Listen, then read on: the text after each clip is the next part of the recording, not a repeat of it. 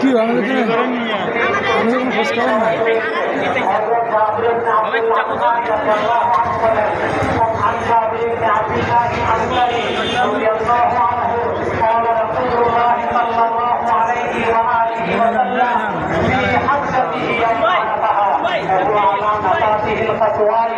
فسمعت يقول يا أيها الناس إني تركت فيكم ما إن أخذتم به لم تضلوا كتاب الله وعترتي أهل بيتي حضرت جابر بن عبد الأنصاري رضي الله عنه বলেন আল্লাহ রাসূল সাল্লাল্লাহু আলাইহি সাল্লাম বিদায় হতে আরাফাতের ময়দানে তার কাতোয়া নামক পুষ্টিতে বসার অবস্থায় বলেছেন, হে লোক সকল, আমি তোমাদের মাঝে দুটি ভারী জিনিস রেখে যাচ্ছি, যদি এ দুটিকে ধারণ বা অনুসরণ করো তাহলে কখনো গোমরা বা পথভ্রষ্ট হবে না।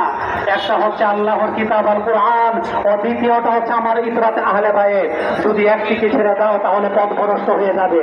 আমরা যদি খেয়াল করি, আল্লাহ রাসূল সাল্লাল্লাহু আলাইহি সাল্লামের সাথে বিদায় হতে তার সাহাবীরা ছিলেন 1,20,000 মতান্তর 1,24,000 সাহাবীরা নামাজ পড়তেন, রোজা রাখতেন, হজ করতেন, যাকাত দিতেন, রাসূলের অনুসরণ করতেন, কোরআন তেলাওয়াত করতেন, রমজান মাসে রোজা রাখতেন, জিকির করতেন, দুরূদ পড়তেন।